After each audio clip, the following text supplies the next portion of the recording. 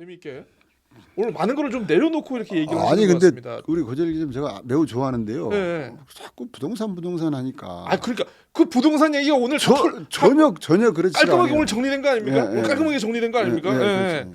아무튼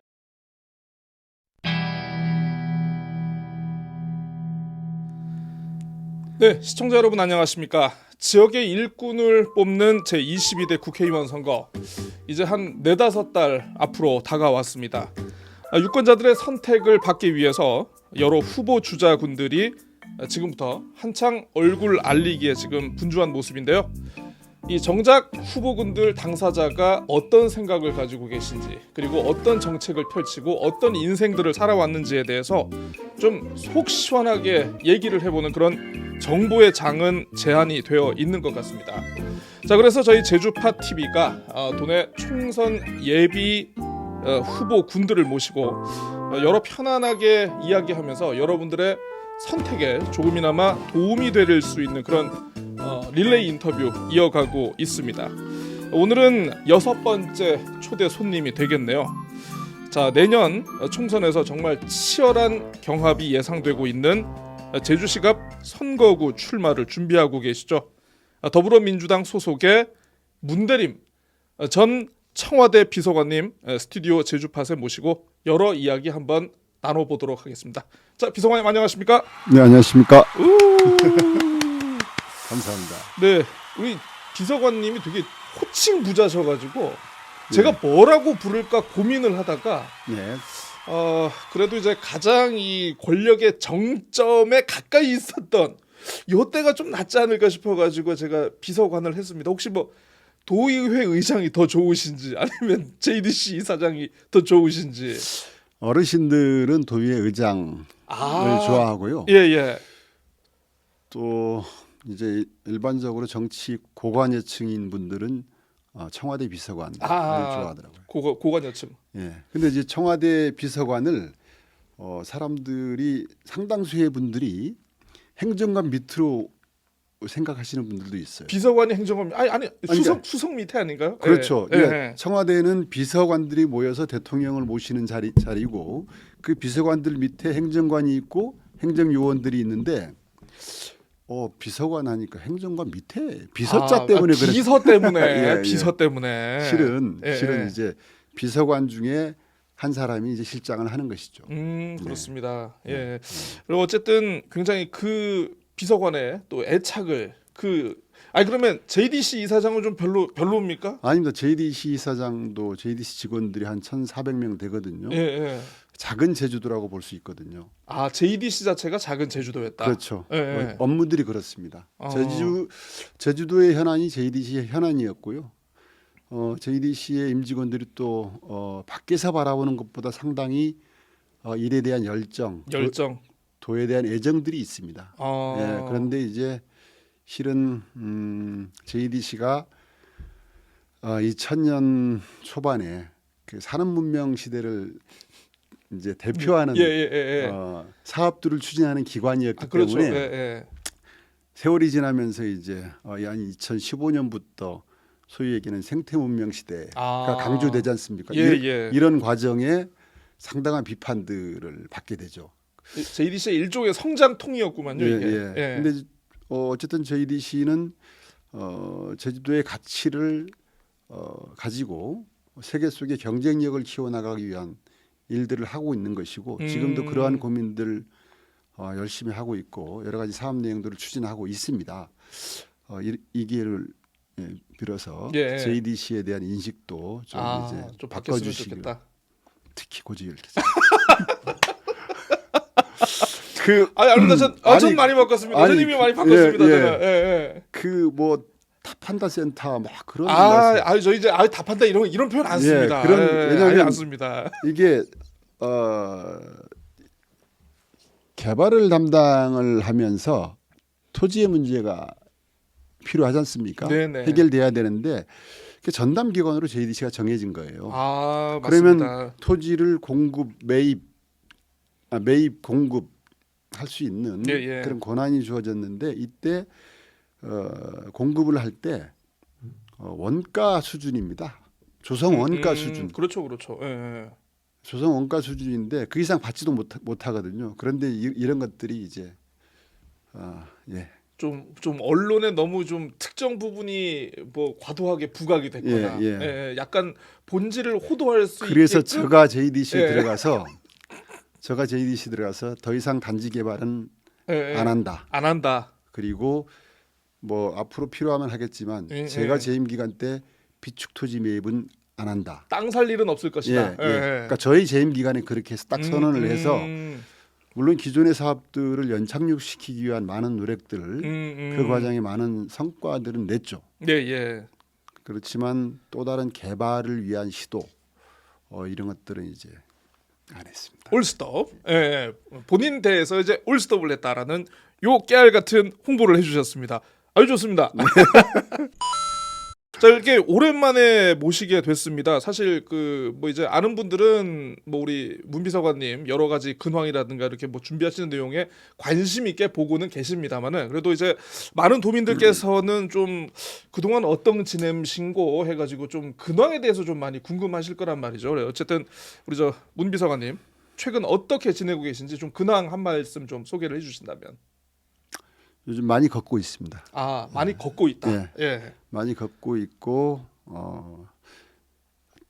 특정을 해서 말씀드린다면 제주시 갑 지역구 주민들을 네네. 많이 만나고 있고요. 그런 시간 보내고 있습니다. 그러면서 그분들이 지역의 현안 그리고 지역민들이 이해와 요구 이런 것들을 받아 안기 위해서 우선 그분들과 이제 정서적으로 녹아나야 되고 정서적으로. 그리고 현안에 대해서 좀 더 심도 있는 파악이 필요한 시간이라고 생각돼서 나름 이제 그것들에 대해서 정책 공부도 하고 정책 공부도 하고 계시고. 예, 예. 예. 그런 세월을 보내고 있고요. 예, 예. 그전 한 뭐 그전에도 많이 걸었습니다. 이제 이 운동으로 걷는다라는 게 아니고 이제 많은 분들을 그만큼 만나고 계신다라는 요런 최근에 솔직히 예. 말씀드리면 최근은 이제 어쨌든 그런 목적의식적으로 걷고요. 예, 예. 한 올해 초까지는 올해 한 3월 달까지는 그냥 걷고 싶어서 걸었습니다. 아. 운동으로도 좀 걸으시다가 예. 이제는 이제 목적 의식으로 예. 자기의 어떤 이 목표와 그렇습니다. 꿈과 예. 희망을 향해서 그렇습니다. 예. 한 발 자, 한 발. 우리 저 그 비서관님 제 꿈과 희망 얘기해 주셨는데 내년 선거 뭐 대비하고 계시고 최근에 이제 한 기자회견에서도 출마 의지를 확실하게 뭐 이제 드러내셨습니다. 예, 예. 네. 총선에 내가 도전해야겠다 싶은 뭐 혹시 특별한 이유가 있으신지. 뭐 물론 정치를 네. 하셨던 분이긴 합니다만은. 그러니까 아시다시피 제가 도지사 출마를 했었지 않습니까? 네네. 예. 본인 먼저 이렇게 아픈 경험을 막 얘기를 하셔도 되는 겁니까? 출마 그러니까 예. 이 얘기를 하려니까 출마를 했었는데 한 번은 떨어졌고요. 또 한 번은 경선에서 이제 오영훈 지사님하고 경선을 붙었었는데 졌죠. 네, 예. 그래서 여러 가지 고민이 있었습니다. 그러니까 제주를 따뜻한 제주, 건강한 제주를 만들기 위해서 여러 가지 준비들을 해왔고 그것들을 이루고 싶었는데 이제 경선에서 패한 거죠. 패함과 동시에 저는 곧바로 이제 경선 결과 발표 직후에 예, 예. 1시간 정도 걸렸을 것입니다. 시간? 마음을 정리하고 승복 선언을 하고 추스리는 시간이 또 이제 필요하죠, 이게. 여기서 고민을 오래 하다 보면요. 예, 예, 예. 이게 더 복잡해지거든요. 그러면 지지자분들이 혹시 지지자분들은 제가 그렇게 승복 선언을 그렇게 빨리 할 줄은 몰랐죠. 그리고 뒷날 10시에 기자회견을 열어서 예, 예, 완팀 선언을 하게 됩니다. 예. 그리고 후보자끼리 완팀만 해서 되는 것이 아니기 때문에 조직적 결합이 필요해서 아, 그렇죠. 한 5일 뒤에 이제 조직적 결합을 이제 완벽하게 해내죠. 그다음 후보자와 조직만 결합하면 되는 게 아니라 정책도 이렇게 정책까지. 예. 정책까지 해서 완벽하게 정책 결합까지 해서 음. 그런 뭐 경선에 패했지만 나름대로 민주주의 진행 과정에 역할을 했다 이렇게 봤던 것이죠. 예, 예. 그리고 도지사의 꿈은 이제 이루지 못했지만 정치인으로서 됐다 그만하자 이런 생각도 했었죠. 그런데 이게 했었습니다. 그래서 많이 걸었었고요. 개인적 아픔도 있었고 많이 걸었었는데 이게 출마도 명분이고 아. 불출마도 명분이 있어야 되는 것이거든요. 음. 근데 제가 이제 함께 했던 분들에게 이러이러한 제주를 만들자, 함께 만들자라고 쭉 했었는데 먼저 꼬셔놓고서. 예, 예, 예. 선거 떨어지니까 이제 그거 없던 일이다 해서 빠져버리는 게 이게 예, 젊은 예. 정치인 입장에서 온당치가 못하다. 아. 그럼 무엇을 할 것인가, 어떤 일을 할 것인가에 대한 고민을 하게 되는 것이죠. 저는 이제 오영훈 지사가 빨리 지금 뭐 여러 가지 약간의 리스크가 있지만 저는 당연히 헤쳐나가리라고 보고 있고, 그래서 제주도정을 훌륭하게 이끌어 나갈 것으로 보고 있습니다. 예, 예. 그럼 저는 이제 무엇을 할 것인가를 놓고 고민을 했죠. 정치인 문대림은 이제 어느 자리에 서야 하는가. 네, 네. 예, 예. 근데 아시다시피 제가 이제 지방자치와 지방정치, 그리고 중앙정치, 그리고 공기업 운영 경험이 있습니다. 이런 과정에 일경험이 있고요. 예, 예. 나름대로 성과도 있고요. 그 성과에 대해서 제가 홍보를 못하는 게 가장 큰 단점이라고 하는데 오늘 예. 이 방송 통해서 다 해주시죠. 예, 하겠습니다. 예. 예. 성과도 있고, 그러니까 일경험과 성과, 그리고 그 과정에 상당한 이제 대중앙 네트워크가 형성이 돼 있죠. 예, 예. 이것들을 가지고 도정과 중앙과 지방의 가교 역할, 중앙 정부와 오영훈 도정의 가교 역할을 통해서 도민의 이익을 위해서 충분히 할 일들이 있다. 그렇게 해서 더 큰 봉사를 하는 게 함께했던 분들에 대한 예의요. 정치는 또 말로 하는 것이지 않습니까? 그렇죠. 예. 제가 수없이 많은 유권자분들을, 도민들을 만나면서 했던 약속을 지키기 위해서 노력하는 과정이 출마하는 길이다. 저는 그렇게 확신을 가졌고요. 그게 실은 4월 말, 올 4월 말이 예, 예. 될 것입니다. 그렇게 해서 힘있게. 예, 내년 4월 말. 그러니까 결심을. 예, 결심을. 그렇게 했죠. 아니 그러면 그 뭐 나름대로 이 비서관님께서 얘기하신 어떤 다른 새로운 정치의 자리, 우리 비서관님을 지지하고 응원하는 많은 분들과의 약속을 계속 이어갈 수 있는 어떤 자리가 필요했다라는 거에 대해서 뭐 충분히 좀 공감을 합니다. 근데 이 고향이 또 대정읍이시거든요. 서귀포시가 아니라 굳이 제주시갑 선거구를 택한 이유에 대해서는 이것도 조금 설명이 필요하지 않을까 싶은데. 물론 그렇습니다. 네. 제가 태어난 곳은 대정이고요. 근데 실질적으로 사회 경제적 활동, 정치적 활동의 물리적 시간들을 분석해 보면 실상은 갑에서 주로 생활을 했죠. 그리고 요즘은 저희도가 이제 1시간 생활권이라고 볼 수가 있지 그렇죠. 않습니까? 예, 예. 그래서 뭐 지금 뭐 표선 출신이 국회의원 하고 있지 않습니까? 예. 제 생각에는 예, 예. 출신도 어쨌든 중요할 수가 있으나 그렇죠. 어떤 일을 어떻게 성의 있게 할 것인가 이런 것들이 중요하다. 예, 예. 그거 봐지고요. 굳이 연고를 따지려면 저희 아버님이 한 5년 정도를 한림에 사셨고 25년 정도를. 예, 예, 예. 그리고 지금도 이제 그 한림에 집이 있죠. 물론 이제 조카가 물려받았지만. 네. 그리고 그렇게 또 인연이 예, 있군요, 그리고 이게. 네, 그리고 저가 이제 그 에어룹에 곽지리에 예, 예. 한 애들이 곽금 초등학교하고 그 유치원을 다녔었거든요. 부득이 처가살이를 하면서 예, 예, 예, 여기 그렇습니다. 살았고, 그리고 지금 학위에 살고 있고, 예, 예. 그 전에 연동, 정실 이렇게 살았었고 해서 정서적으로 우선 뭐 거부감이 없고요. 제가 왔을 때. 그리고 이제 저희들이 보통 제주시권으로 오게 되면 서쪽 분들은 다 이제 중앙로를 해서 이 서쪽으로 그렇죠. 예, 예. 예, 그렇게 되죠. 그래서 저는 뭐 또 갑출마가 예, 예. 갑이 이제 저는 뭐 정치 1번지라고 제주 정치 1번지라고 생각합니다. 그래서 그런 매력이 또 있구만요, 네, 또. 네. 아니 근데 그 아까 이제 얘기를 해주셨는데 처가살이를 하셨다고 얘기를 했는데 네. 이 사모님께서 또 이제 고향이 이쪽이시다 보니까 네, 네. 그런 측면도 좀 있지 않을까라고 기자들은 그렇게 생각들은 하고 있습니다. 지금 제가 학위에 살고 있는 거요? 예, 예, 예. 아, 그러니까 나름대로 그러면 혹시 그러면 뭐 사모님하고 이런 거에 대해서 조금 뭐 상의를 좀 해보셨는지 흔쾌히 오케이 하셨는지.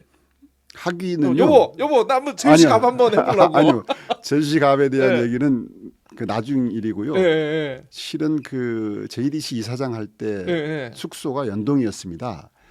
아, 그 모 아파트. 예. 살다가 이제 그 말 많은 뭐 아파트죠. 근데 거기서 이제 그 짐을 빼야 되지 않습니까? 예. 빼야 되는데 솔직히 말씀드리면 짐을 못 뺐다? 아닙니다. 예. 빼는 과정 급하게 빼는 과정에 예. 어디로 이사 갈 것인가 아, 가장 정서적으로 와닿은 곳이 학위였고 네. 예. 그다음 경제적인 문제도 있었어요. 그때 예. 경제적으로도 예. 그렇게 큰 부담이 안 갑니다. 그리고 아. 편리성 면에서요. 예. 편리성 면에서도 매우 살아보니까 너무 좋습니다. 가성비가 좋았다. 예. 가성비가 좋았다. 이제 행동 예. 그러니까 하기 위해서 여기저기 물론 처갓집도 바로 옆에고 해서 음. 좋죠. 예. 그래서 지금은 뭐 매우 만족해 하고 있고요. 예. 그렇게 근데 그 과정에 집사람하고는 뭐 묵시적으로 그냥 하기로 갈게 하니까 아, 좋다. 예. 크게 웃어주는 모습이 이제 답으로 생각하고 예. 이사를 했습니다. 크게 웃음으로 답을 듣고 이렇게 과감하게 예. 가성비 선택을 하셨다는 그런 얘기를 경제적 해주셨습니다. 예. 경제성 문제, 편리성 문제, 경제성, 편리성. 그리고 정서적인 문제. 예. 역시 이제 공기업을 경영하신 분의 이게 예. 특징이 있구만요, 이게. 예. 아유, 좋습니다. 요번에 뭐 나름대로 이제 우리 후보군으로 거론이 되면서 우리 그 문대림 비서관님께서 매일 출몰하고 계시는 그런 지역이 있습니다. 이른바 그저 노형 로타리, 네. 노형 로타리 그저 교차로에 그 나름대로 그게 이름이 있더구만요. 뭐 저희 예. 함께하는 친구들이 붙여준 대림존. 예, 대림존에서 이제 거의 뭐 매일 1인 시위를 하고 계시는데 제가 사실 그 비서관님 그 SNS를 통해 가지고 어떤 네. 내용 피켓 들고 있는지 이렇게 보고 있습니다. 근데 야, 그 조금 아찔하면 그냥 가겠던데요, 그냥. 공간이 좁죠. 예. 좁은데요. 그 정도 체력은 아니고요. 잘 버틸 수 있는 공간입니다. 공간이고 다만 이제 요즘 고민은 지금 구주차거든요. 구주차. 접어들었는데 이 마스크를 껴서 할까. 그렇죠. 이게 차들이 막 왔다 아침에 갔다 이제 하니까. 매연 문제 때문에 매연 문제만 극복하면은 1년 12달 할 수 있다 이런 생각을 갖고 있습니다. 그 옛날에 그 소시적에 씨름 좀 하셨지 않습니까? 제가 이제 씨름했다고 하면 아무도 안 믿는데 제가 이제 그 4년 연속 우승. 그 사진이 있습니다. 그 사진이.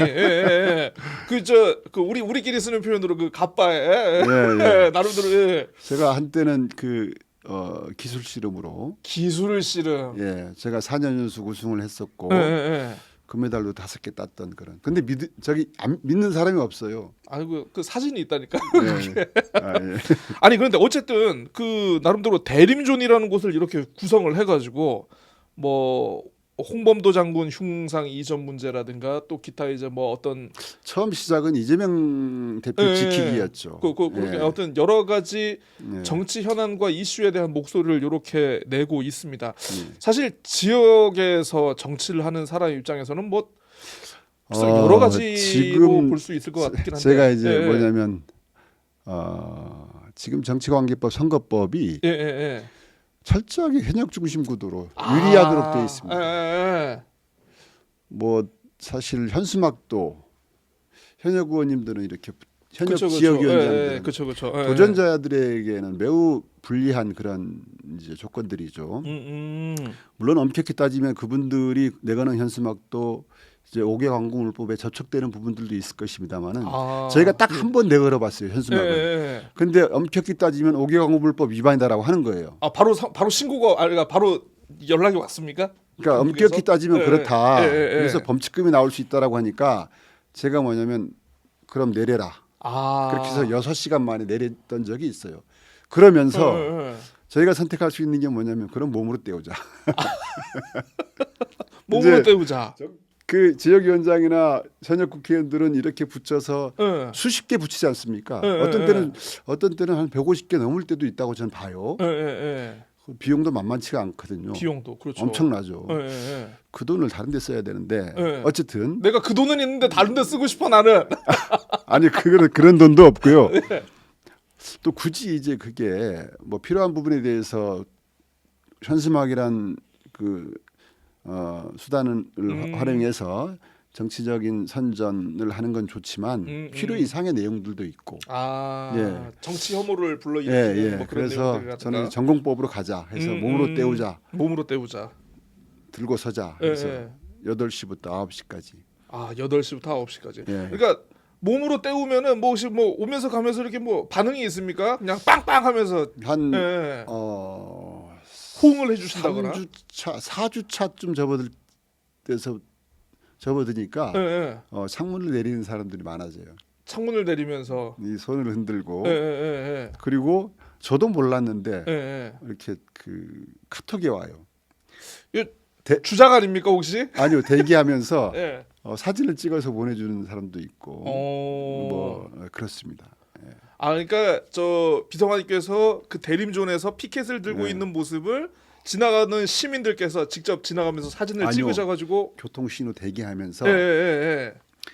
이렇게 사진, 대기해 있을 때 사진을 예. 찍으시고 나중에 이걸 카톡으로 예, 보내주신다. 그런 경우도 있었고요. 예, 예, 예. 또 이제 의외로 나이 드신 분들도 아침마다 고생하면서 예, 예, 예. 이렇게 묵직한 한마디가 예, 예. 사실 감사합니다 해서 이제 힘이 되죠. 보고 계시구나. 보고 예, 계시구나. 보고 계시구나. 예, 예, 한 얼마 전에는 거의 한 80쯤 나와 보이시는 분께서 예. 예. 아침마다 수고하면서 아침마다 수고하면서. 예, 예, 예. 이분이 날 언제 봤지? 어. 근데 아침마다라는 말이 예. 있지 않습니까? 아침마다면 몇 예, 번을 예, 봤다는 예, 거구만요, 예. 그게. 그래서 물론 이제 항시적으로 이제 아침에 물리치러 가시는 분도 있고 출근하시는 분들도 있는데 나이 드신 분 중에 그분은 안 봤던 분이거든요. 예, 예. 그래서 더 열심히 해야 되겠다. 이 나를 지켜보는 눈이 생각보다 많이 있구나. 네, 예, 예. 예, 예. 조심해야겠다. 요런 내용이었습니다. 그래서 뭐 어쨌든 반응은 괜찮은 것 같구만요, 이게. 시민들 네. 느끼시기에는. 예. 진정성이 조금 이렇게 보이는 것 같은데 그 아까 이제 굉장히 많이 걸어 다니신다라고 이렇게 얘기를 하셨습니다. 많은 분들을 그만큼 또 만나보시고 또 이제 내년 총선 출마 의지를 뭐 이미 확실하신 상황에서 또 나름대로 지역구 민심을 또 여러 가지로 또 들어보고 개선해야 될 것들 이렇게 얘기를 들으시는 것 같은데 좀 지역구 민심 좀 어떻게 듣고 계십니까 지금? 전반적으로 힘들어하십니다. 힘들어하신다. 네, 그러니까 경제 활성화에 대한 요구들이 가장 많죠. 특히 중소상공인 분들, 자영업자분들 그리고 이제 어쩌면 사각지대에 있다고 볼 수 있는 골목 상권 분들이 이분들은 좀 각종 지원 정책에서도 소외돼 있지 않는가 이런 것들을 느끼고요. 뭐 그런 요구들이 가장 많고 그리고 이제 지역구가 서쪽이다 보니까 의외로 축산업취에 관한 그렇죠. 문제도 있고 또 1차 산업 지속 가능한 1차 산업에 관한 문제 이것들도 이제 많고요. 그리고 노인 복지에 관한 노인 초고령 사회로 진단되는 읍면 동이 꽤 됩니다. 저기 갑 지역구에 예 그렇죠. 노인 일자리, 노인 복지 지원, 노인 돌봄 이런 것들에 대한 요구. 그리고 최근에는 청년들이 빠져나가는 부분들이 꽤 있어요. 그렇게 해서 앞으로 이 청년들이 제주도에서 살아도 내용 있는 직장을 가지고 자부심을 가지고 생활할 수 있는 청년들이 마음껏 상상하고 마음껏 도전할 수 있는 이런 사회를 만들어야 되는데 제주도 산업 구조 자체가 그걸 받아주지 못하고 있다. 저는 그런 생각을 갖습니다.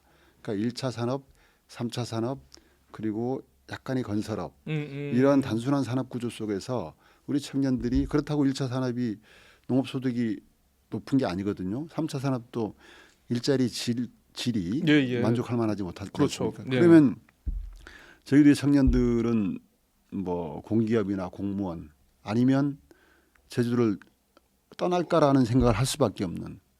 근데 제주도에 남아도 일자리 찾아낼 수 있다. 그렇게 해서 그러니까 그런 청년들을 많이 만들어줘야 되는데 그러려고 하면 정치인들이 행정가들이 청년들에게 일경험, 성장 경험을 위한 여러 가지 각종 지원들을 해야 된다. 이것들을 어떻게 정책적으로 포장할 것인가.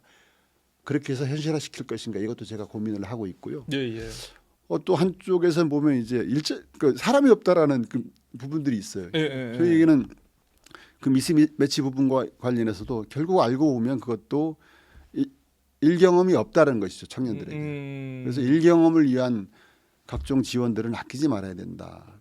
그리고 아까 말씀드렸듯이 산업구조의 이 단순한 산업구조를 다변화시키기 위해서 소위 얘기하는 제조업, 제조형 4차 산업, 예, 예. 식품, 바이오, 헬스, 뷰티 예, 이런 예. 것들이 실은 막 하다가 만 듯한 느낌이에요. 제가 보기에. 하다가 만 듯한. 예, 예, 예. 예. 분명히 이게 결과물들이 나올 때가 됐는데 예, 예. 추진하다가 만 듯한 맞습니다. 이런 것들에 대해서 실질적으로 성과를 만들어내야 된다. 그렇게 해서 우리 청년들이 1차 산업과 3차 산업 이외에 제주형 기타 산업이라고 하거든요. 지만 예. 전체 합치면 한 6, 7% 비중이 될 겁니다. 그러니까 제주형 4차 산업, 제주형 바이오 산업, 제주형 식품 제조업 뭐 이런 향장 산업에 뛰어들 수 있는 공간을 마련해 줘야 그래서 이 6, 7%대는 기타 산업 비중이 한 15%, 20% 정도 돼야 1차 산업도 고도화되고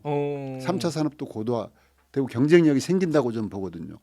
그래서 뭐 지금 산업관이 구분이 없어지긴 했지만 목적의식적으로 이 제조형 제조업들을 키워내야 된다. 그러기 위한 지원도 거침없이 해야 된다. 그리고 제가 심각하게 받아들이는 문제는 갑 지역구가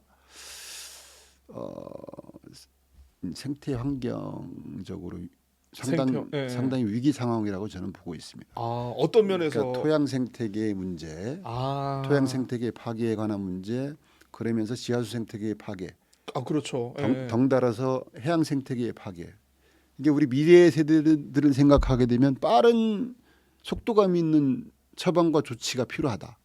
그러니까 예를 들어서 뭐 축산 양돈 그러니까 축산 양동 하시는 분들이 억울할 수 있죠. 그러니까 토양 생태계 파괴에 그것만이 아닌데. 그렇지 아니죠. 따지고 보면 이게 정치인들이 좀 말하기 꺼려합니다만은 그 관행농법 자체가 화학 비료를 많이 쓰는 질산성 비료와 과다한 농약 사용. 그렇다고 농업 생산성이 높은 건 아니거든요. 그러면 농민들에게 어떻게 해줘야 됩니까? 새로운 경관농법, 친환경 농법을 해도 먹고 살게 만들어줘야 되죠. 그렇죠. 그리고 지금 농업의 IT와 스마트화가 대세지 않습니까? 그런데 농업의 IT와 스마트화를 하려면 자본력이 들어가지 않습니까? 개별 농가들이 접근을 못 하거든요. 이런 것들을 행정에서 정치적 영역에서 해줘야죠. 그래서 그러니까 스마트 농법에 대해서 청년 농업인들이 그걸 배워서 점진적으로 독립할 수 있는 이런 통로들을 만들어 줘야 되거든요. 지금 제가 한번 그 네덜란드 호티센터라는 곳에 가봤어요. 호티센터. 가봤었는데 거기 가니까 이제 스마트 농법의 최첨단을 걷는 보여주는 곳인데 그러니까 중국 젊은이들이 꽉 찼더라고요. 그래서 난 일하러 온 줄 알았어요. 그렇죠. 돈 벌러 왔구나. 외국인 노동자인 줄 알았는데 딱 보니까 그러한 호티센터랑 똑같은 모델들, 이 이상의 모델들을 향후에 중국이 500개를 만들 계획이다. 이게 이제 국가 차원의 정책이다.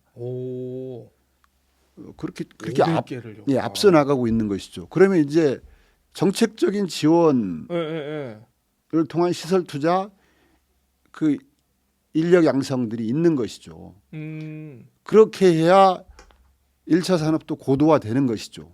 근데 그런 건 안 하고 그냥 뭐 유통 구조 개선 매우 중요하죠.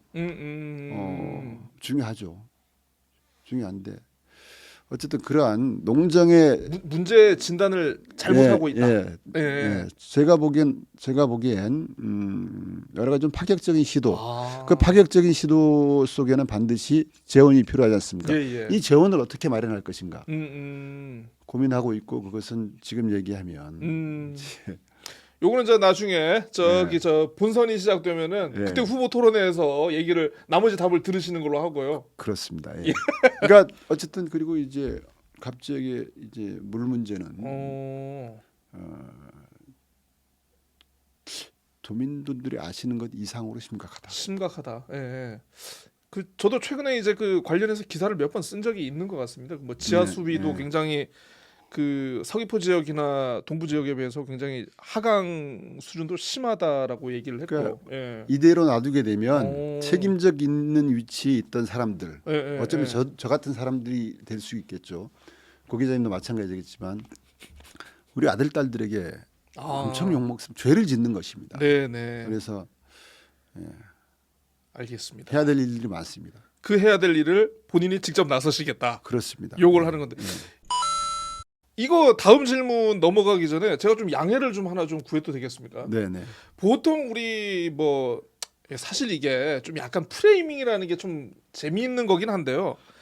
우리 문대림 비서관님 같은 경우에는 희한하게 개발, 뭔가 부동산, 이 뭔가 이 관련된 그런 뭐 사업체라든가 요런 것과 굉장히 좀 다더 씌워진 것이고 가깝게 이렇게 있다라고 느끼시는 분들이 좀 많은 것 같습니다. 더 씌워진 것이고 예, 예, 지난번 18년 도지사 선거 때 예, 예.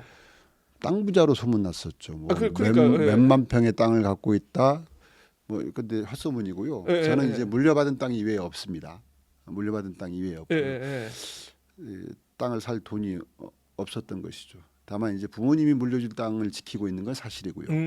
다 그렇죠. 합치면 제 이름이 있는 땅이 한 3,000평.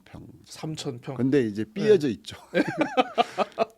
여기 하나 여기 예, 하나 예, 이렇게 삐어져 이렇게. 있죠. 예. 저희, 이게 모아야 돈이 되는데. 저희 집사람이 물려받은 땅이 예. 한 950평 정도 어. 있는 것이죠. 예. 그것 이외에 없고요. 아. 뭐 있으면 뭐 갖고 가시. 근데 이제 저희가 실은 그 과거에 쇼핑 아울렛이 사실 핵심 추진 과제였거든요. 예. 그 회사에서 제가 5개월간 일을 했던 적이 있습니다. 아, 그렇죠. 상생협약과 예. 상생협약과 특별법 자문에 관한 역할을 제가 맡았던 것이죠. 상생협약 매우 필요한 것이고요. 특별법 자문 매우 필요한 것이죠. 근데 이제 그 쇼핑아울렛이 찬반 양론이 있으면서 추진하지 못하게 되지 않습니까? 예, 그렇죠. 근데 제가 5개월 있다가 이게 추진이 안 될 것 같으니까 그럼 내가 여기 있을 의미가 없다 해서 나왔어요. 예. 나왔는데 그 회사가 이제 부동산 사업들을 했던 것이죠. 예. 그러니까 시행업을 했던 것이죠. 시행부이 불 때 제가 나온 이후에. 근데 이제 그 18년 선거 때는 이제 그걸 가지고 완전히 내가 거기에 이제 모든 걸 주도한 것으로. 18년 선거 때 말씀 기회를 주시니까 얘기를 했는데 다 얘기하십시오. 예. 그러니까 이제 문대림을 아주 부도덕한 사람으로 몰아갔죠. 하루에 한 번씩 카드라 통신으로 공격한 거예요. 예. 공격하고 고소고발하고 선거 끝나서 제가 2달간 검경에 조사를 받습니다. 기소 의견으로 나온 거 단 요만큼도 없어요. 예. 그러니까 조작되고 조합한 내용으로 네거티브를 한 것이죠. 그런데 상대 쪽에서는 법적 처벌을 받아요. 선거는 끝났어요. 그래서 도민들이 이미지 속에는 부동산, 문대림 부동산 이렇게 절대 아니라는 말씀. 그리고 제가 JDC에 있으면서 과거의 단지 개발 방식을 인정하지만 아까도 말씀드렸듯이 산업 문명 시대의 종언, 생태 문명 시대의 주도 이게 JDC에서 이루어져야 된다. 이제는 생태와 환경은 따로 갈 수가 없는 게 아니라 반드시 이제 선택의 문제가 아니라 필수이기 때문에 제주도의 생태 환경의 가치를 살려내는 것이 제주의 경쟁력을 살려내는 것이다. 예. 여기에 포커싱을 했고요. 그래서 더 이상의 단지 개발은 안 한다라고 선언한 게 접니다. 그리고 비축 토지 매입도 저는 진행하는 것도 못하게 했어요. 안 한다.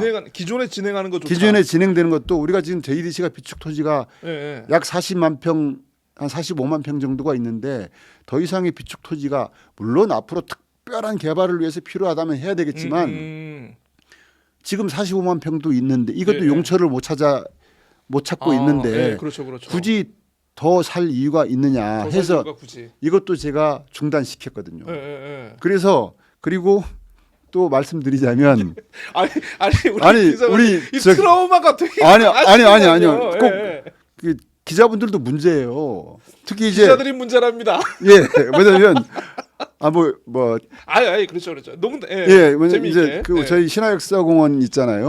제2지구 개발을 놓고 제주 신화. 예. 제주 왜 신화. 제주 신화가 없느냐라고 예. 이제 막 하니까 그 여론에 밀려 가지고 사업을 하나 이렇게 추진하고 있는데 한 1,300억 정도 들여 가지고 추진하겠. 근데 그것도 보니까 제가 보니까 답이 없더라고요. 아. 우리가 항공우주박물관을 추진해서 1년에 100억 정도 적자를 보거든요. 예. 그 이상의 적자가 이제 그 제2지구에서 자칫 날 수도 있겠다. 날 수 있겠다. 예, 판단을 하신 거죠. 아니 자명하다. 예, 자명하다. 그 예전에 그 저 서천꽃밭 예, 그렇죠. 컨셉으로 예, 했던 예. 그 야외 정원형 뭐 관람 코스를 만들어서 뭐 글쎄요. 그 이제 그 옛날 방식이거든요. 그리고 그 비슷한 테마로 개발을 시작하려는 곳이 있습니다. 일반 사기업에서 또 돈에서 같은 동선상에. 아하. 그러면 경쟁이 안 되거든요. 그것도 어쨌든 단지 개발이지 않습니까? 이것도 답이 안 나오는 건 우리가 미래 세대를 위해서 이 땅을 물려주자 해서 그러니까 저는 이제 다만 기왕에 진행되다가 수답 중단된 사업들이 있지 않습니까? LA 휴양림 주거단지, 헬스케어 타운 이런 것들은 조기 마무리가 필요하지 않습니까? 흉물스럽지 않습니까? 그것을 하는 그것을 해결하기 위해서 제가 온몸을 불살랐었고요. 탄쓰리도 만나고. 탄쓰리 그 얘기 좀 할 기회 주세요. 하십시오. 그랬고 대신 새로운 삽을 뜨는 것에 대해서는 딱 하나. 뭐였습니까? 첨단과학단지 2단지. 첨단 2단지. 예, 아까 제가 말씀드렸듯이 제주도의 위기 중에 하나가 저는 산업구조의 위기라고 봐요. 산업구조의 다변화를 반드시 해야 됩니다. 그래야 안정감 있게 발전할 수 있거든요. 그런데 그 산업구조의 다변화를 담보해낼 수 있는 그릇 중에 하나가 첨단과학단지예요. 그러니까 용지 수요가 꽤 많습니다. 제가 JDC 사장하니까 첨단단지에 들어가고 싶은데 뭐 없느냐. 꽤 되더라고요. 지금 298개 기업이 첨단 1단지에서 바로 이곳에서 경제 활동을 하고 있고 GRDP 한 30% 가까이를 여기서 만들어내고 있거든요. 그 중에 한 곳이 제주팟닷컴입니다. 예, 그렇습니다. 그러면 이 포션을 키워야 되거든요. 그래서 또 2016년도에 국가산단으로 지정이 됐는데 삽을 안 뜨고 있는 거예요. 뭐 토지 보상에 따른 민원 문제라든가 뭐 여러 가지 문제. 그래서 이제 이거는 이제 제주도의 미래를 위해서 반드시 추진했으면 한다. 그리고 이 일대가 제주대학교 있지, 국제대학교 있지, 첨단과기단지 있지. 그러니까 제주형 실리콘밸리로 만들기 위한 또 폴리텍도 있죠. 그렇게 해서 그런 욕심이 있어서 저거는 이제 2016년도부터 추진된 것이어서 하자라고 해서 이제 거의 이제 모든 인허가 절차를 마친 상태죠. 그것 이외에 저는 땅을 파지 않았습니다. 그런데 왜 자꾸 부동산 하십니까? 탄쓰리 회장 얘기잖아요. 그센 양반이라고 하던데요. 탄쓰리 회장이 좀 센 양반이 아니고요. 제가 간단히 말씀드리면 제가 3월 9일 날 19년 3월 9일 날 취임을 했는데 버자야로 이게 예래 휴양령 단판을 지으러 갔던 거 아닙니까? 단판을 지으러 갔죠. 자, 갔는데 재판이 진행 중인데 서울중앙지법에서 3,500억 투자자 손해배상 청구 소송이 진행 중이었어요. 그리고 ISDS로 4조 1천억. 맞습니다. 합치면 4조 5천억입니다. 그래서 제가 실은 쭉 파악을 해봤죠. 우리가 이길 확률이 있는가, 승소할 확률이 있는가. 그런데 제가 봤을 때 또 여러 의견을 종합했을 때 비관적이었습니다. 그러니까 토지 수용도 행정행위로 보고요. 인허가도 행정행위 아닙니까? 수용해준 토지 가지고 버자에는 수용해준 토지 인허가도 해주는 대로 개발을 했는데 딱 중단된 거지 않습니까? 그러니까 그쪽에서 손해배상 청구 당신네 나라 법을 믿고 투자를 했는데 뭔 소리냐. 그래서 이걸 법원에 맡겼다가는 제주도민이 감당할 수 없는 걸 떠안아야 되는 그런 상황이죠. 그래서 제가 만나자고 했어요. 두세 번 만나자고 하니까 처음에는 거부하더라고요. 처음에는? 나중에는 이제 와봐야 한 1, 20분 정도 볼 수 있는데 뭐하러 오겠느냐라고 하니까 그래 1, 20분 정도면 볼 수 있는 거냐 해서 갔어요. 아니 잠깐만 JDC 이사장이 탄스리 회장을 만나서 겨우 1, 20분밖에 이게 들어- 시간이 안 되는 겁니까? 들어보세요. 이게? 들어보세요. 예. 이게 역사적인 일이거든요. 아, 이분이 소송을 한 5년 하다 보니까 제주도에 대한 그리고 JDC에 대한 감정이 아주 날카로워졌던 것이죠. 그래서 상대를 안 하겠다는 것이. 예. 법대로 가자는데 왜 만나겠다는 것이냐 이것이었어요. 그럴 수 있네요. 예. 근데 제가 이제 그 1, 20분이란 말 그것도 명분이지 않습니까? 아, 1, 20분도 좋다 해서 갔죠. 갔는데 그 쿠알라룸푸 그 버자의 타임스퀘어 호텔에 딱 갔는데 탄스리가 거기 없대요. 그게 어디 가셨지? 여기서 만나기로 했는데 탄스리가 없어. 그러니까 오라고 해서 갔는데 예. 아, 1, 20분이라도 보려고 했는데 없어요. 예. 근데 이제 어디 계시냐니까 뭐 스노클링 갔다고 합니다. 스노클링.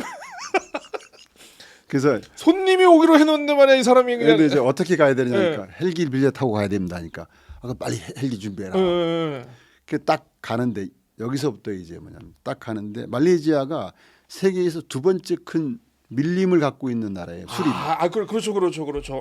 헬기가 다다다다다 가는데 그때 제가 재밌다 이거 재밌다. 그때 제가 거기서부터 후회를 하기 시작합니다. 나 무사와 신고. 오지 말 걸. 괜히 가서 또 그렇지. 찬밥 대우 당하고 이러면 이런 인간적인 솔직한 표현 아주 좋습니다. 아주 좋습니다. 이러면 근데 헬기를 꽤 오래 타요. 1시간 가까이 타요. 헬기로 1시간. 네. 1시간 딱 섬에 딱 내렸는데 어디 계시냐니까 여기 없대요. 또 그 스노클링 하는 데 갔는데 거기 또 없고. 저기 가르치는데 바다에 요트가 떠 있는 거예요. 어떻게 합니까? 통통배 빌려서 갔죠. 가면서 무슨 생각을 하냐면 마음속으로 이 새끼 나 좀 잡히기만 해. 아니야. 저 양반 잡아뜨리지 않으면 안 내린다 저 배에서. 그렇게 해서 물 건너 바다 건너 간간입니까? 하니까 그분이 씩 웃더라고요. 웃으면서 그때 왔어? 3시간간 얘기를 했어요. 3시간간 얘기를 하면서 사업에 관한 얘기는 그러니까 유감이다 정도 딱 한마디 하고 부럽다. 나도 바닷가에서 살아가지고 헤엄도 잘 치는데 나도 잘할 수 있다 스노클링 하면서 하고 우리 이사장님께서 당신의 20대는 어떻게 했느냐 당신 어떻게 돈 벌었느냐 쫙 하니까 이 양반이 막 살살 좀 긁어줬구만요. 또 이렇게 또 쭉 하니까 이제 이분이 막 이제 중간에 웃으시고 호탕하게 웃으시고 딱 그러면서 우리 이사장님 접대성 멘트 좋았어. 여기서 중요한 게요. 딱 내릴 한 3시간 가까이 2시간 한 반 넘겨서 내릴 때 제가 무슨 얘기를 하냐면 집에 가서 마누라한테 할 얘기가 있어야 되는데 참 애매하다. 그러니까 뭔 소리냐. 그러니까 우리는 가면 밥을 얻어먹고 와야. 그래서 좀 뭔가 대접도 받고 사람도 좀 만나고 온 것 같고. 그러니까 걱정 마시라고.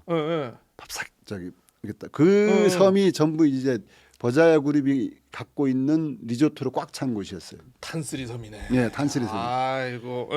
밥을 먹었죠. 근데 이분이 술을 안 먹어요. 어떻게 술을 해보려고 했는데 술을 안 먹어요. 어떻게 술까지 먹여야 되는데. 2시간이 넘었는데 그때까지도 이제 사업 얘기를 안 했어요. 감정을 건드릴까 봐.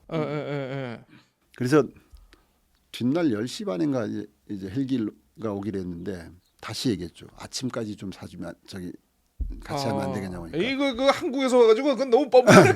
그분이 그만큼 이제 재밌어졌어요. 그분이 이제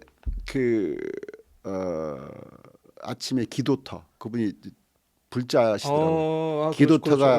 기도터가 근처에 가지고 기도하고 식사 같이 하고 보자고요. 봤죠. 출발하기 한 30분 전에 제가 이렇게 살펴보니까 재판이 5월 달이면 이제 그 결심이 있을 것 같습니다. 그러니까 알고 있어요. 그때 이제 비즈니스 얘기를 하셨군요. 이제. 근데 이제 버자야가 승소할 가능성이 커 보입니다. 그러니까 그것도 알고 있어요. 당연한 거를 무슨. 그러니까 제가 뭐라고 했냐면 그렇게 되면 저희는 항소하면서 4, 5년 이상 끌 수밖에 없습니다.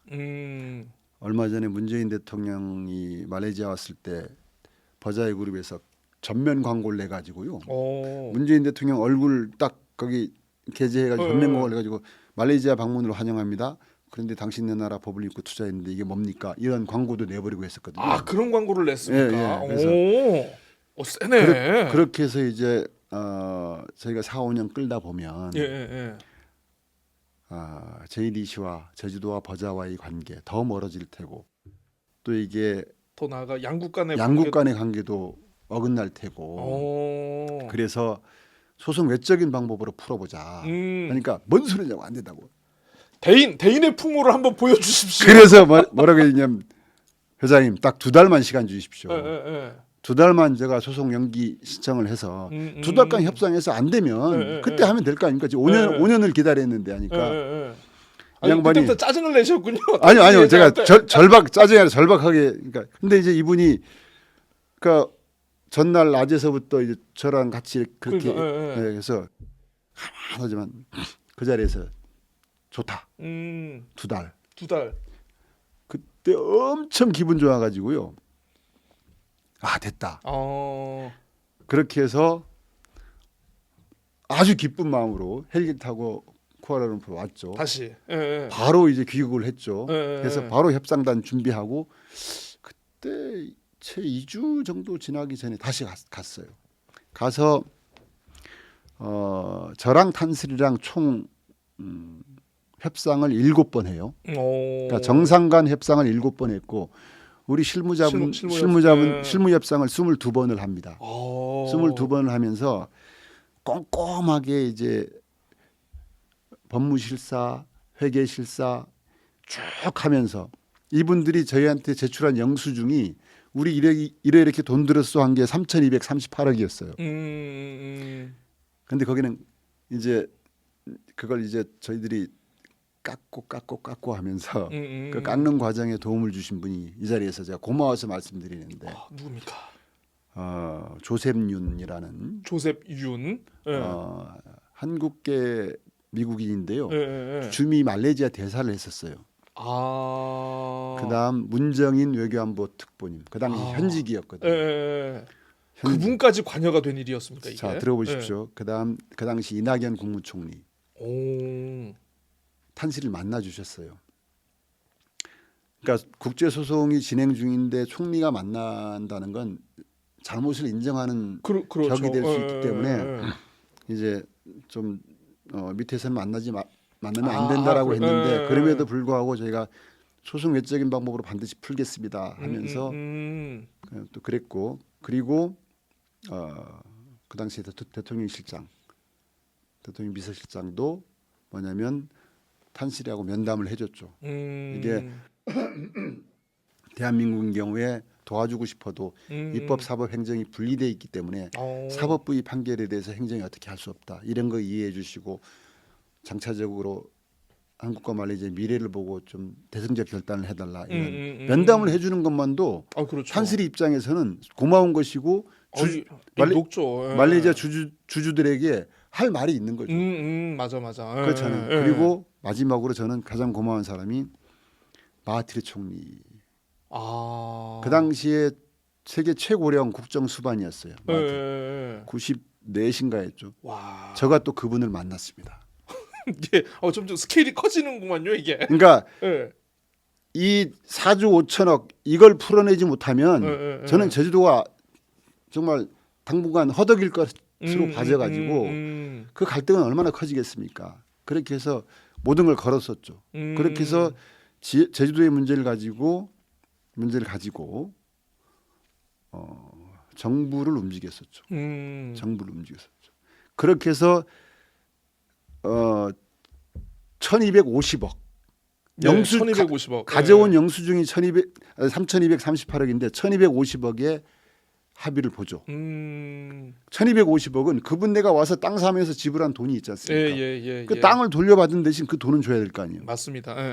그리고 뭐 재판 비용 정도 해서 그리고 국제 소송도 다 취하시키고 이때 중요한 게 뭐냐면 ISDS를 제소 신청을 딱 하니까 법무부 차원에서 국제소송 대응단이 꾸려져요. 예래동 문제를 가지고 국제소송 대응단이 꾸려져서 법무부, 외교부, 기재부, 국토부 예, 예, 예. 소송 대응단이 꾸려지고 소송 준비 비용만 몇십억을 배정하고 아. 국가적 사안이었거든요. 그렇죠, 그렇죠. 이걸 예, 어떻게 대응하지? 라고 생각을 했던 것이죠. 국가 차원에서 엄청난 고민이었죠. 그런데 저와 우리 JDC 직원들이 정말 고생 많이 했습니다. 밤새면서. 지금 짧게 얘기해서 그렇지 예, 예, 예. 한편에 이제 영화였어요. 영화. 아, 이거 나중에 저 영화. 책으로 영화. 내셔야겠구만요, 이거는. 영화였죠. 예, 예. 영화였습니다. 지금 저 이사님 살짝 좀 자기 애가 지금 살짝 들어가는 것 같은데. 제가 그 참 그때 정말 뭐에 홀린 듯이 그 일에 빠져들어가지고 물론 이제 저희 직원들이 열심히 고생을 했죠. 근데 어쨌든 저 입장에서는 모든 걸 걸겠다라고 했고 예, 예. 그렇게 집중을 했었고 결국 마지막 이제 합의서를 작성하는 날 탄스리 회장께서 그때는 이제 뭐 코로나여서 맞습니다. 예, 만날 예. 수가 없어서 화상으로 하잖아요. 화상으로. 예, 예. 딱 하면서 당신 내가 이제 그 회계 실사를 해봤는데 우리나라 돈한 1,100억 정도, 한 900억, 800 몇십억 불 정도를 이제 손해를 봤다. 원금에서. 예, 예, 예, 예. 저는 이제 미래를 보자라고 했죠. 미래를 볼 겁니다. 예, 예. 그렇죠, 그렇죠. 그렇게 해서 뭐 이제 공개적으로 방송에서 못할 얘기도 있지만 정말 JDC 직원들 고생 많이 했고요. 예, 예. 저희도 이제 정말 그리고 또 때마침 한아세안 특별 정상회담이 그때 있었어요. 마하티르 총리가 오게 되죠. 오게 되고 좋은 분하고 식사도 하고. 네, 그러면서 이게 모든 저희들이 동원할 수 있는 모든 상황을 다 동원했죠. 그렇게 해서 네. 그걸 이제 풀어냈죠. 지금은 이제 그렇게 해서 땅을 가져오니까 그 땅에 토지 반환을 요구하는 사람들에 대해서도 응대할 수 있고 또 뭐 추가 보상에도 응대할 수 있고 또 새로운 사업을 진행할 수도 있는 것이죠. 맞습니다. 예, 예. 그렇게 되는 것이죠. 그래서 저는 이제 예래동이 어쨌든 결국 새로운 옥동자를 탄생시킬 것이다. 이렇게 생각을 하고 그 과정에 저는 저의 역할을 했다. 첫 단추는 내가 채웠다. 그렇죠. 첫 그 디딤돌은 제가 딱 그 초인적인 힘을 발휘해서 그렇습니다. 살짝의 자기 애가 조금 들어가기는 한 것 같습니다만은 그럼에도 불구하고 사실 쉽지 않은 일이었다는 거는 뭐 당시 이제 뭐 지역에서 취재를 하는 사람이라면 누구나 알 수 있는 일이었고 지금 생각해봐도 굉장히 좀 극적으로 드라마틱하게 해결한 그런 문제가 아니었나 싶습니다. 그러니까 이제 투자 위치가 결정됐을 때 어쨌든 서비스 분야 제 1호 투자라고 하면서 대통령 훈장인가 표창까지 받았던 사안이거든요. 그래서 엄청나게 이제 그 탄스리에 대해서 국빈 대우를 했죠. 근데 일이 진행하다가 문제가 발생할 수가 있지 않습니까? 그러면 그때 가급적 최선을 다해서 이거 풀려고 해야 되지.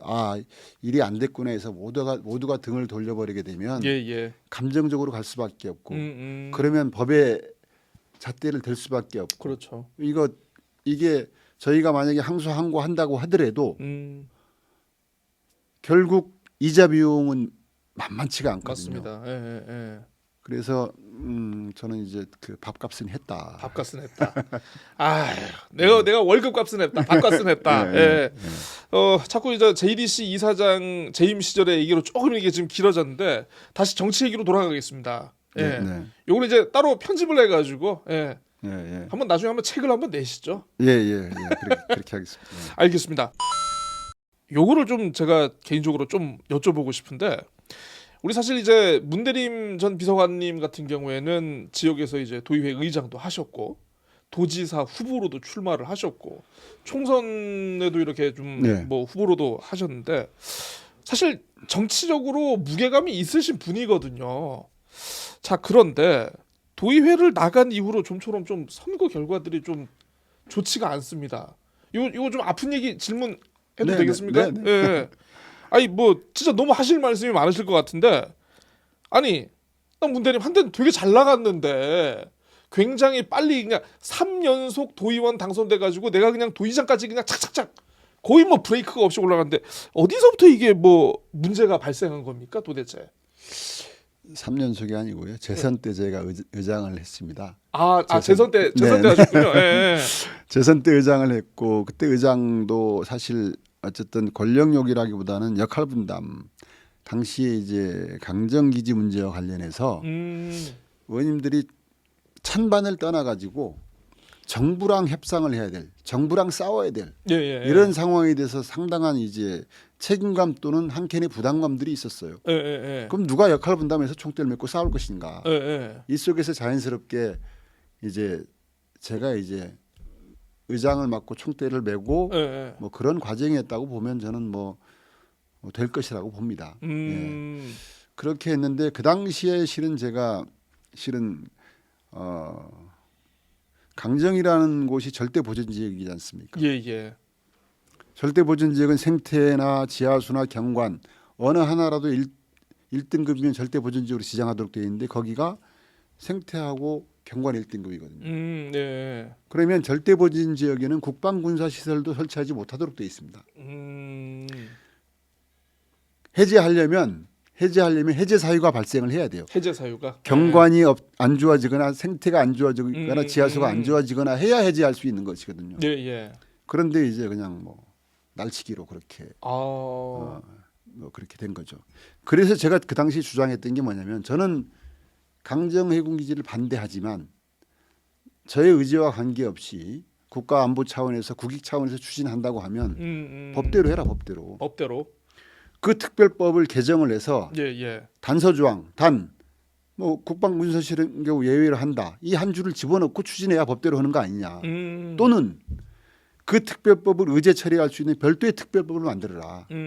그렇게 해서 그 절대 보전 지역에 대한 의제 처리 조항 몇 개 집어넣고 그다음 당신네가 얘기하는 지원 조항, 제주도에 대한 지원 조항, 지원 조항을 법으로 박아라.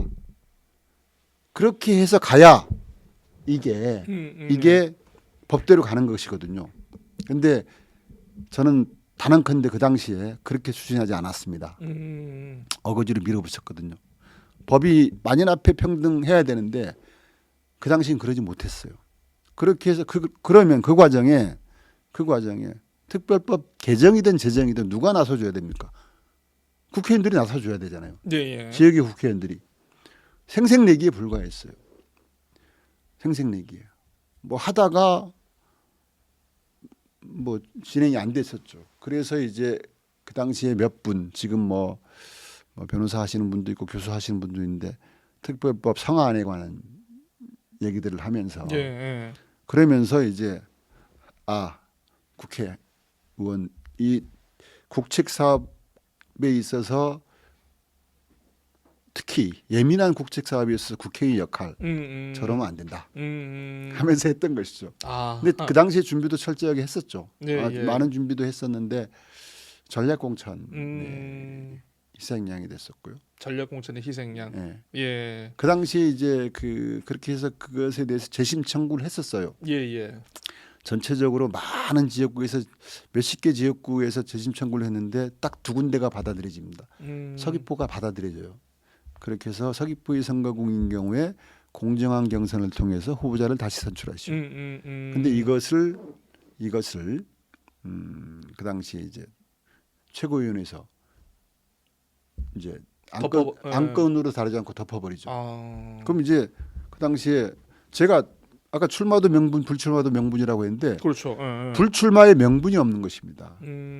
아닌 것은 아니다라고 얘기하는 정치인이 되겠다라고 했고 그렇게 해서 그 당시에 아깝게 졌죠. 31% 얻었는데 1등 후보가 34점 몇 프로였나요? 예. 뭐 그렇게 하면서 아, 근데 이제 결국 예. 질문의 내용을 이렇게 보면 뭐 제가 부족해서 떨어진 것이죠. 어쨌든 제가 부족해서 떨어진 것이고 그간의 실패는 저는 뭐 실패의 과정을 통해서 뭐 약간의 좌절은 있었지만 그럼에도 불구하고 굴하지 않고 다듬어 왔고 그런 실패를 통해서 성숙돼 왔다. 다듬어지는 과정, 성숙되는 과정이었다. 그리고 최근에는 이제 제가 감히 이제 도민분들께 말씀드릴 수 있는 게 이제 준비가 됐고 확실한 일꾼으로서 예, 예. 다듬어졌다라고 보시면 기대에 어긋나지 않을 것이다. 예. 이런 생각을 갖습니다. 자, 그러면 다음 달 12일에 예, 예, 이제 바로 이제 예비 후보 등록이 이제 시작이 되는데 네. 그 하실 건가요? 할 겁니다. 예. 예비 후보 등록이 이루어지면 아마 모르긴 몰라도 도내 언론사에서 다시 여론조사가 아마 들어갈 겁니다. 네, 추석 전에 여론조사에서는 어쨌든 지금 현역인 송재호 의원님하고는 좀 약간 오차범위 내에서 좀 경쟁을 펼치는 모습으로 이렇게 네, 나와 있는데 혹시 어떻게 전망하십니까? 12월 여론조사. 오차범위라는 것, 뭐 3%대 오차였죠. 예, 예. 이제는 물론 저희 입장에서는 겸손하게 받아들이고요. 더 열심히 할 것이고, 저는 그 상대 후보에 대한 얘기가 될 수도 있습니다만은 현역 의원 초선, 네, 우리 그 정치권의 문법이 있습니다. 예, 예, 예. 현역인 경우에 35%를 마지노라고 보거든요. 마지노. 예, 예, 예. 그러니까 최소. 예, 예, 예, 예. 35%를 마지노라고 보고 특히 초선인 경우에 예, 예. 3선인 경우에 35% 밑으로 내려올 수 있죠. 음. 당신 이제 그만해라. 예, 예, 이제 예, 초선인 경우에는 그 35 마지노는 매우 이제 중요한 문법이죠. 예. 예, 예, 예. 근데 이제 23인가요? 어쨌든 예, 예. 그 이제 20대 초반, 그러니까 마지노에 10% 이상 차이 나는 것은 저는 이제 메시지가 있다. 크게 분발해야 된다라는 것이라고 보고요. 선거 구민들이 뭔가 조금 따끔한 예, 예, 반응을 주신 거다. 이거는 곧 민주당에 대한 경고이기도 하다. 아. 저는 그렇게 봅니다. 예, 예, 예. 그렇게 보고 또 제가 아까 지역 다니면서 뭘 느꼈냐라고 얘기했을 때 그때 말씀 못 드렸는데 민생 현장, 현장 정치에 대한 욕구들이 있습니다. 아, 현장 정치에 대한 욕구. 예, 예, 예. 예, 예. 이런 것들을 잘 받아내지 못한. 그래서 저는 이제 쭉 어쨌든 이제 결국 선택은 유권자들이 하는 것이고요. 그 선택을 받아내기 위해서는 그분들이 이해할 요구가 무엇이고 가려운 곳이 무엇인가. 물론 이제 국가 정책에 대해서 특히 이제 현재 윤석열 정부에 대해서 가열차게 싸워야죠. 싸울 때 싸고 예, 예. 정치개혁 정당 혁신 이뤄내고 그리고 지역의 유권자분 지역민들에 대해서 필요한 부분들을 정치인이 안 해주면 누가 서민의 눈물을 닦아주겠습니까? 해야죠. 그러한 부분에 대해서 여론조사가 시사하는 바가 크다. 크다. 그래서 저는 더 이제 앞으로 각종 조사들이 있겠지만 더 힘있게 더 겸손하게 예, 예. 다가설 계획이고. 아, 그러니까 12월엔 누가 이기냐고요. 제가 이겨야죠. 네. 네, 강한 자신감 네. 예, 보여주셨습니다. 아무튼 저 오늘 그 비서관님하고 참 이렇게 첫 인터뷰 알고 지낸 지는 꽤 됐습니다만은 그래도 첫 인터뷰로 굉장히 좀 재미있게 오늘 많은 거를 좀 내려놓고 이렇게 얘기를 하시는 아니 것 근데 같습니다. 우리 고재일 기자 제가 매우 좋아하는데요. 네. 자꾸 부동산 하니까. 아 그러니까 그 부동산 얘기가 오늘 전혀 그렇지 깔끔하게 않아요. 오늘 정리된 거 아닙니까? 오늘 깔끔하게 정리된 거 아닙니까? 예, 예. 그렇죠. 아무튼 이렇게 좀 되게 유쾌하게 해주셨는데 자 마지막으로는 요거 좀 물론, 진지하게 예, 진지한 모드로 요거 좀 여쭤보고 싶습니다. 그러니까 개인적으로 알기에도 아마 이제 문 전 비서관님께서 지난 뭐 1, 2년 동안 개인적으로 일이 많으셨던 걸로 알고 있습니다. 또 얼마 전에는 또 이제 아드님 기일이셨더라고요. 네. 예, 그래서 먼저 고인의 명복 이 시간 통해서 좀 진심으로 저도 빌겠고요. 사실 여러 가지 일을 수행해야 되는 상황에서 또 이제 아버지로서 느끼는 그 애끓는 부정이라든가 또 이 정치인으로서 또 주변의 기대를 또 받아서 수행해야 되는 그런 여러 가지 부담이 적지 않았으리라 생각이 됩니다. 그래서 카메라 보시면서 그 아드님한테 영상 편지 하나 좀 부탁드리겠습니다. 예. 사랑하는 아들 재훈아,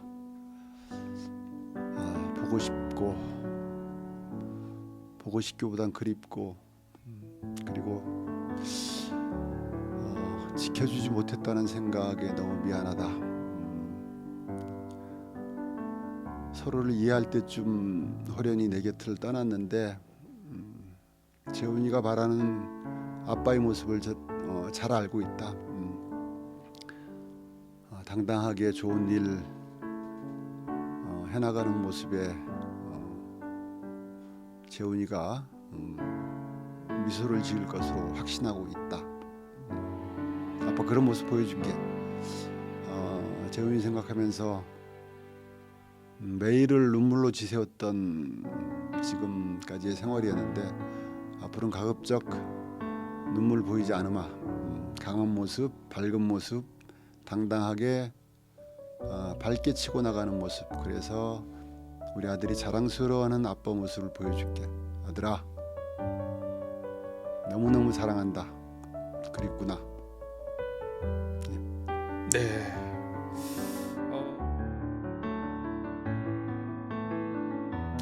저도 뜨겁네요. 네.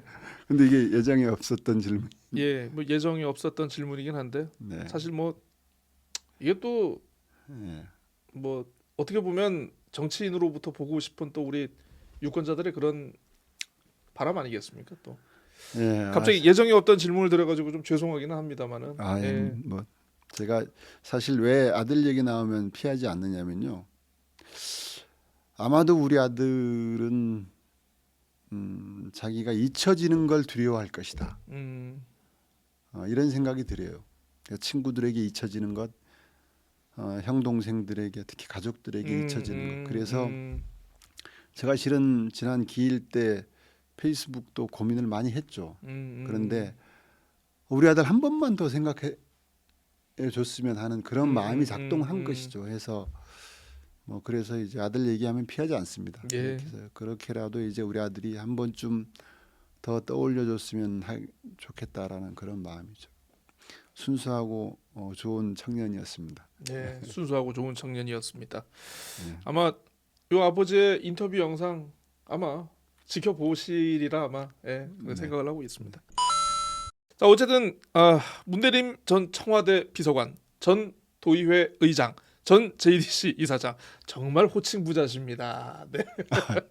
아무튼 더민주혁신의 상임운영위원 모시고 아무튼 저 여러 이야기 들어봤습니다. 그러니까 저는 사실 선거 관련한 이야기를 좀 중점적으로 좀 해보려고 했는데 하다 보니까 또 이제 JDC 계시면서 있었던 청와대 여러... 얘기를 왜 안 물어봐 주십니까? 그건 다음에 하도록 하겠습니다. 예. 청와대에서 많은 일을 했습니다.